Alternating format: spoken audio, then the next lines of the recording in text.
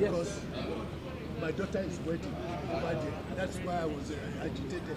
And I said they should not start until I come. So I'm waiting for all. I'm taking it straight, you understand? Yeah. So we can go right as yes. Yeah. Congratulations. Done. Thank you for convincing us.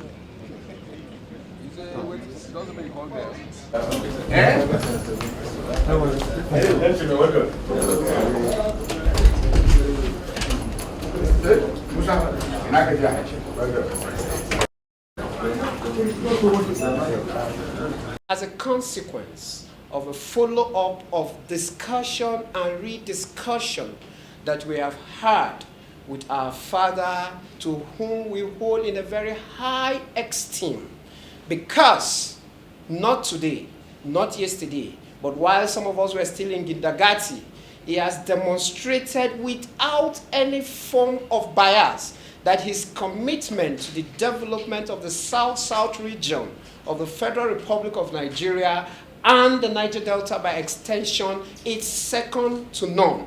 And to that, having had that conversation with him again and again, we deem it right, not fit, right, that we come over this day and bring all those conversations to a seemingly close that will propel us to the next phase of a possible interaction, as the case may be. Your Excellency, sir, we are not privileged to be men of many words, but we are privileged to be filled of energy, strength, and action. In this critical time of the history of our republic, where critical decisions ought to be made by the younger generation in proper guidance by our fathers, we are bedeviled or bewildered by voices that are so contradicting, and we do not understand the exact direction to which they point. The issues of development have been played to the background, and the issues of dichotomies, of North-South dichotomy, Christian-Muslim dichotomy, tribal bias have become the major issue in the front burner of our discourse. Whether we agree or not, they are not going to metamorphose into development.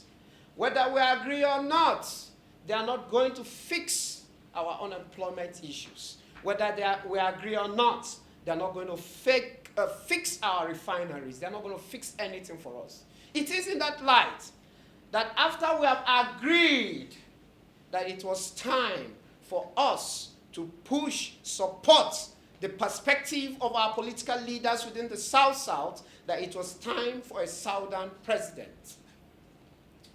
Lo and behold, we saw our father taking a different shift. And we said, why? We made a document to address him in the press. But we remembered that we have resolved that we will no longer insult our fathers. So we approached him.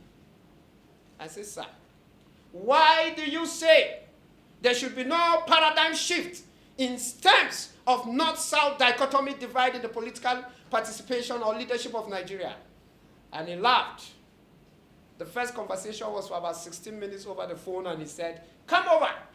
And we came over. I must confess that if Adolf Hitler had you as his Minister of Information during the Second World War, maybe he would not have zoomed off when he zoomed off. Your DG held us hostage in an in-depth conversation here in Abuja. We traveled all the way, we came here. He gave us postulate, gave us perspective, gave us opinions, gave us direction. We're not thrilled because we're convinced that North-South divide must stand. But we assured him that we're going to meet. After about 2 weeks, I got across to him and said, we have been able to meet again in Uyo. And we have discussed. These are our discuss. Number one, the North-South presidency does not determine the quality of infrastructure. Number two, the massacre of Udi is still fresh in our mind. It was not a northern president that did that. Yes. Number 3, the amnesty program that have given a lot of our youths intellectual, professional, skills capacity. That the building of Igina, one of the biggest facilities by Egypt, was 70% Niger Delta youth contributing in terms of manpower. We measure it.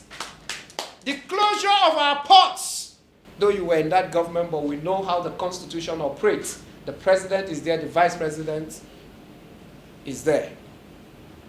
Onne port is deeper than Lagos ports. Calabar port is older. Ekeri Korobasi port is older. And from nowhere, all our ports went moribund. And everybody has to queue in Lagos. It started in 1999. It was not a northern president. We examined all these things. And we told ourselves some truth. Maybe if the people of Katsina knew that the coming of President Buhari will result into what it is today, they would have wished that the president should be an Okrika man. Maybe if the people of Zamfara knew that the Minister of Defense will not defend their territory, neither will the Minister of Humanitarian Affairs bring them any form of succor in this in-depth crisis of senseless killing, they would have preferred that the Minister of Defense was from somewhere in Ilaje, and the Minister of Humanitarian Affairs was somewhere from the extreme end of Boni. But all that we have examined, we've crossed it. High Chief just saw a small fraction of the way we do our examination of issues.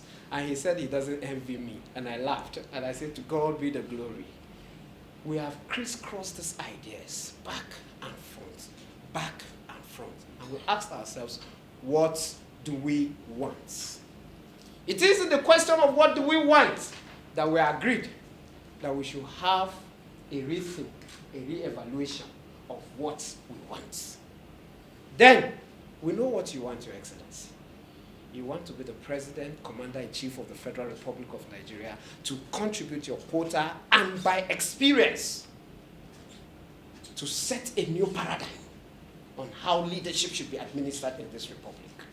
Because nobody can take that away from you. We believe that is what you want, but what do we as Niger Delta young leaders want? Because we don't have the capacity to make long speech, we summarize it into this. Let's have it.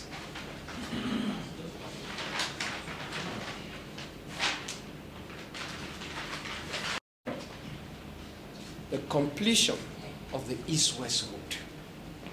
It says we were kids, those roads were bad. Will your presidency help us complete these roads? What do we want as young people of the Niger Delta? The complete clean-up of Ogoni oil pollution and all other oil spillage in the Niger Delta.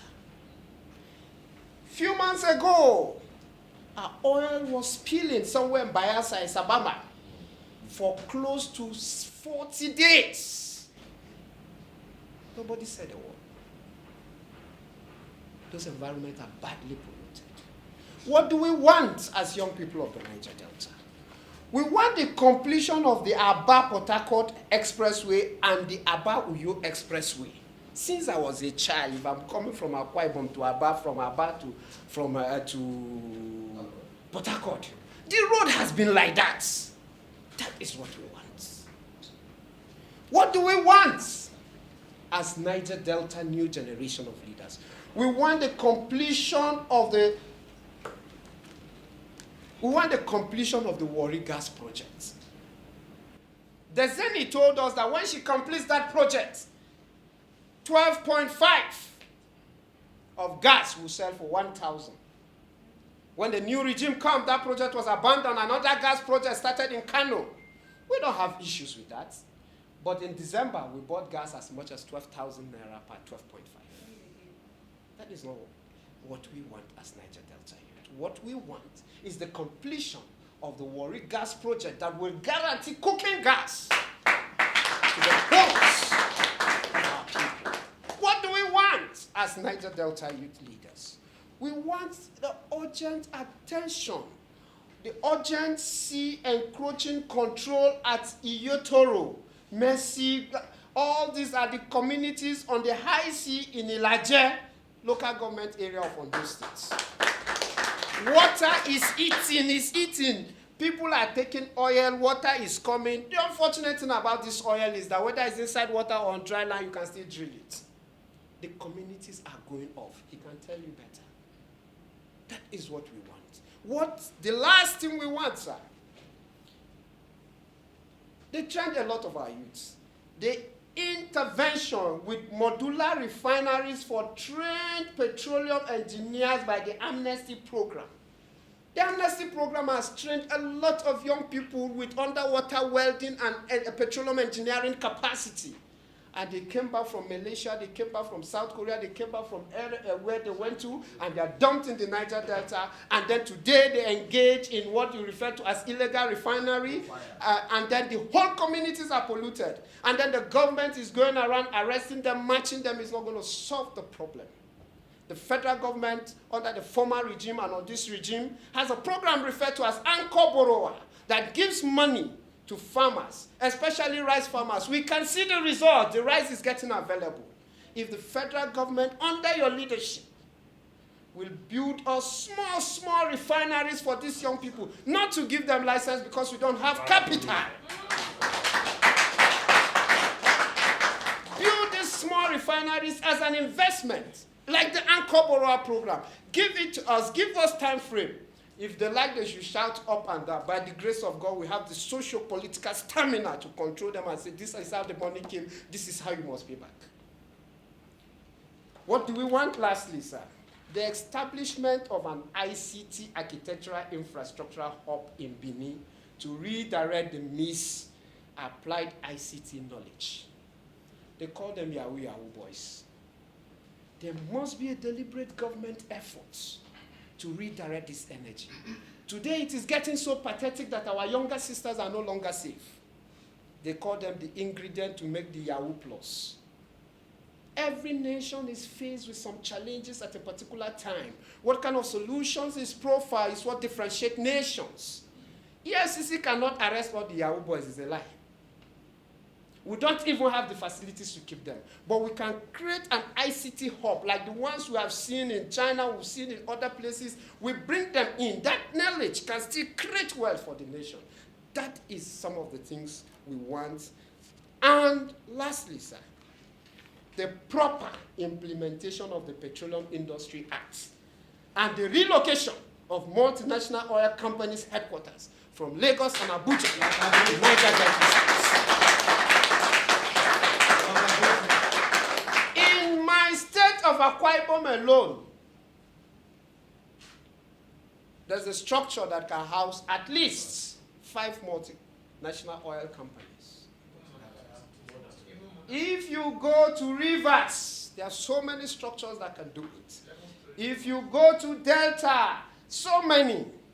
Why can't they relocate to our communities?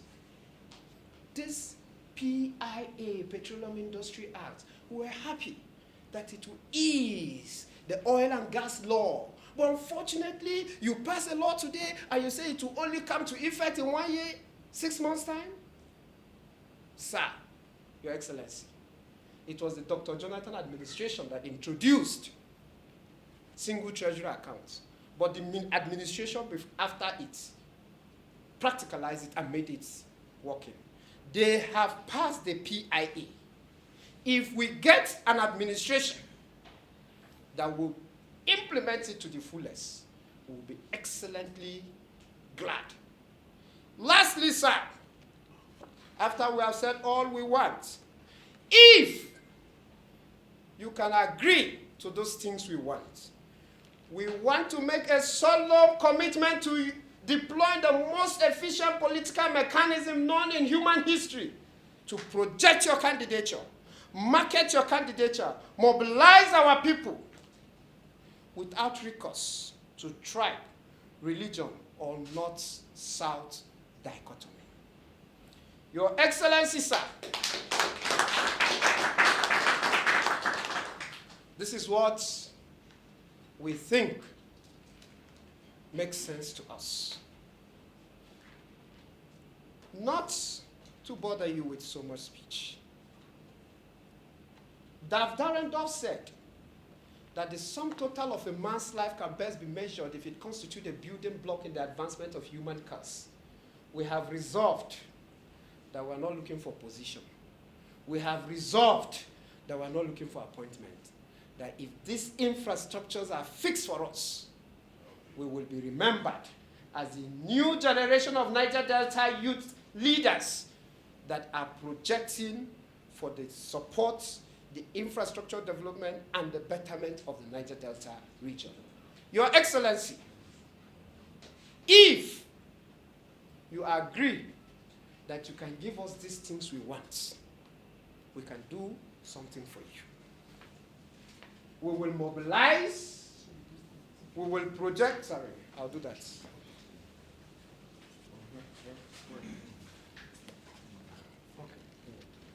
Come on.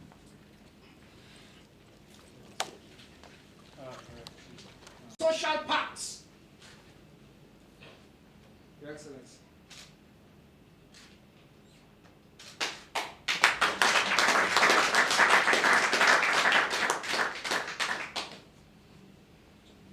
Thank you for listening to us, to evaluate us and tell us if it is visible or not.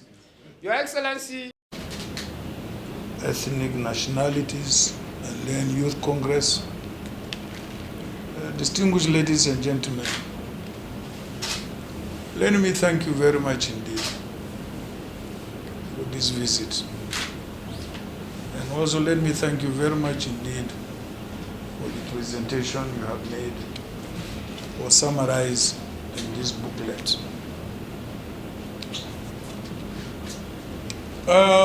It is true that because you have a president doesn't mean you can get all what you want.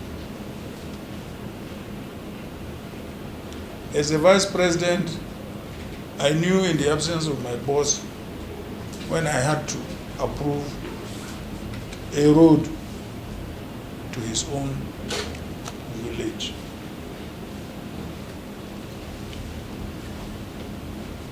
Of course, we started the Southwest Road, East-West Road. But by the time I visited Bayelsa State, I was shocked.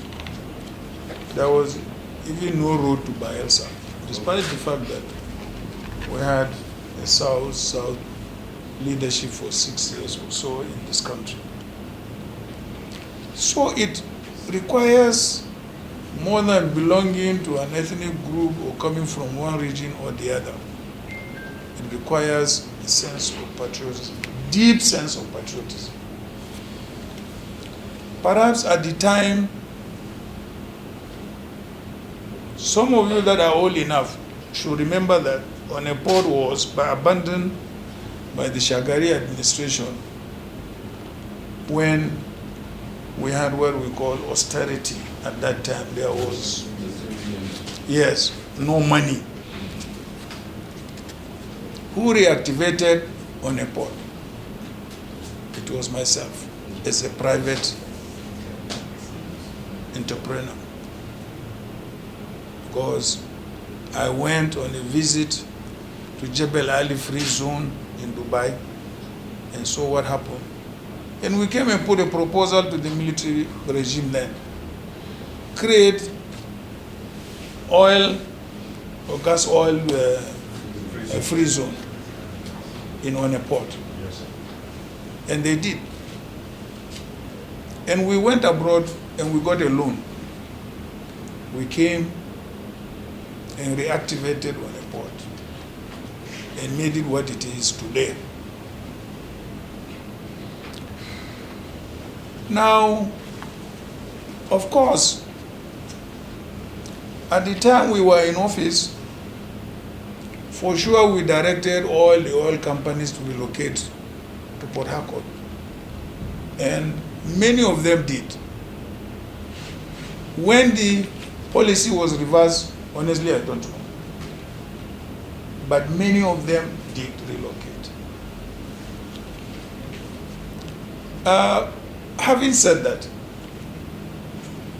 what you have here is a combination of both the public and the private sector initiatives that can bring about this.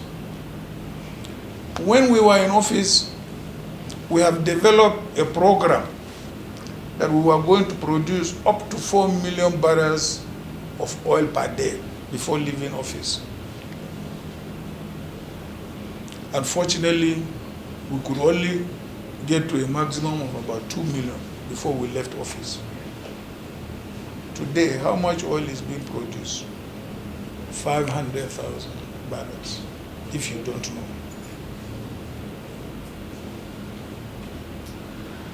Yes, the prices are up today, but nobody knows again what will happen tomorrow. At the time we came in, it was $9 per barrel. By the time we left, maybe it was up to about 190, 80, and so on and so forth. Again, we are talking about the development of Niger Delta. In 2007, when I was to run, I invited intellectuals from the Niger Delta. We had about 3 weeks retreat at Penwell Apartments here. And we developed blueprint for Niger Delta. When I didn't win, I took the blueprint, because Umaru was my younger brother. I said, look, implement this. And that was how the Niger Delta amnesty came about. The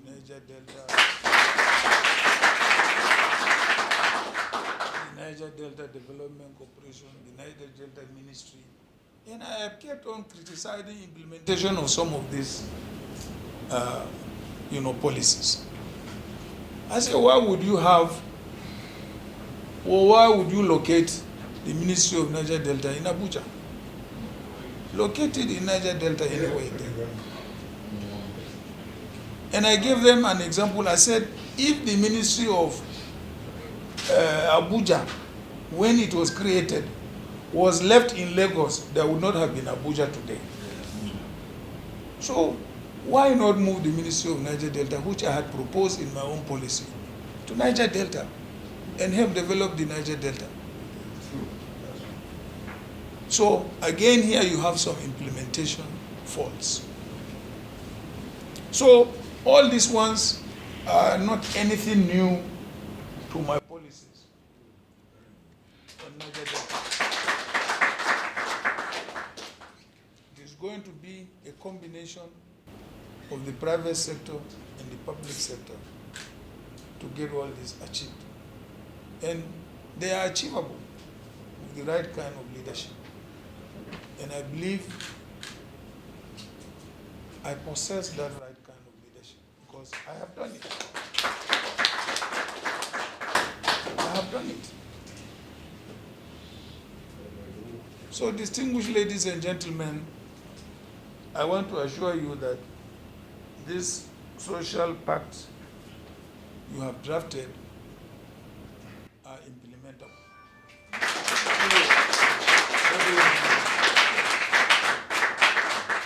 And we can implement them together. More so, when I also believe that this country has to be restructured. By the time it is restructured, you find that your respective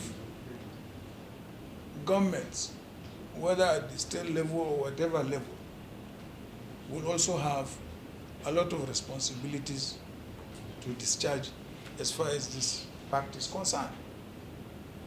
Because I would like to see a very small federal government. This federal government is too big and too large. Let more resources and powers devolve to the states and other levels of government. Believe me. So, ladies and gentlemen, I want to appreciate your visit. I want to appreciate the thinking and the intellect that has gone into producing this document, and to assure you that this document is in the right hands.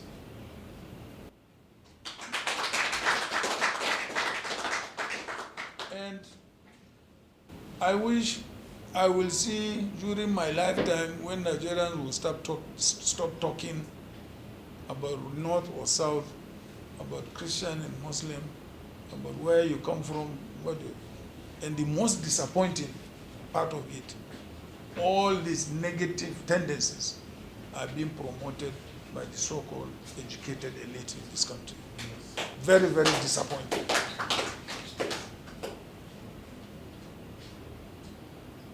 I hope we will bequeath to you a more united Nigeria, a more developed Nigeria, and a better Nigeria than you have found.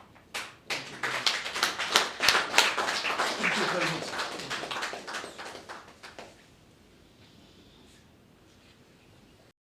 Append the signature that we have the Social Pact.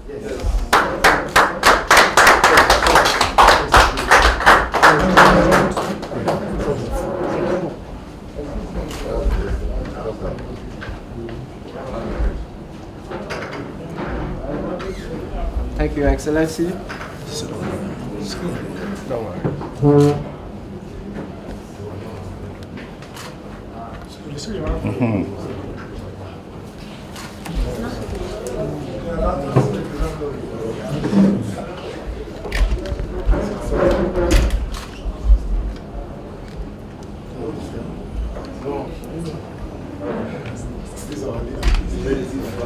So contract, seal, and sign.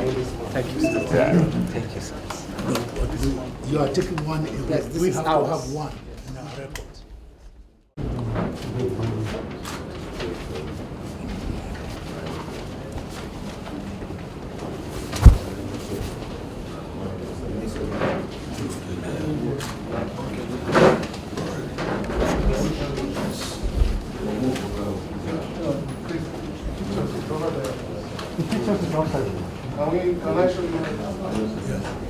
The group photograph.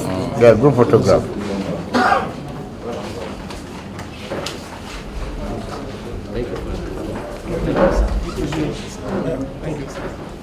So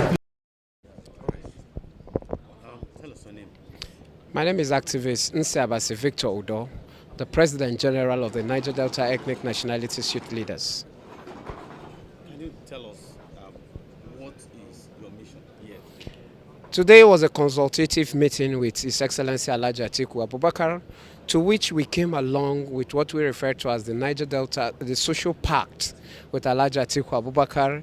If he agrees to those things we highlight that are the challenges of the Niger Delta people, the fixing of the East-West Road, the total cleanup of Ogone land and other oil spillage within the Niger Delta, the construction of the Port Harcourt-Aba Expressway, Aba-Uyo Expressway, the control of the sea encroachment in Ilaje in Ondo State, the fixing of an ICT infrastructural hub in Benin to redirect the ICT knowledge of our young people that are being misapplied today in what you refer to as internet fraud or whatsoever the names are. A lot of the items were there.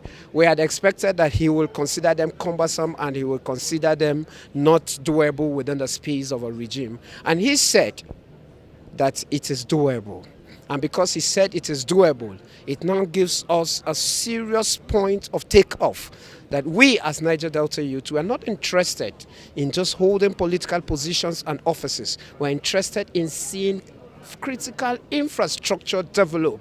We want to see a functional rail line from Calabar to Lagos. We want to see a functional institutions within our region. We want to see the multinational oil companies relocate to our region.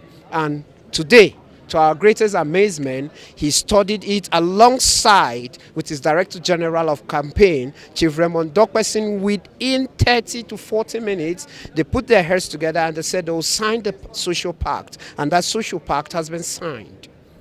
Okay, now what will be your take home as a result of this action today? The take home are three. Number one, he has the capacity to take quick decisions. That's one of the problems with African leaders, the poor ability to take decisions swiftly.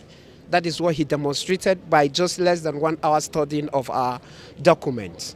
Number two is that the Niger Delta people will not be coming to 2023 on the basis of regional, tribal, or religious sentiment. We'll be coming to talk about 2023 on the basis of infrastructural agreements with our people. Then the last take home from here is that if we're going to fix the Niger Delta region, then it's going to be by selfless decision, not by bogus, senseless, ambiguous postulates that are sometimes armchair driven or armchairs based. They are real, they are simple, they are straight. These are the three take homes from this conversation today. You moved by any idea behind your back to form up this decision? Yes, we're moved by a great idea, and that idea is that our region must look excellent. That is the idea that moves us. Thank you so much. Thank you.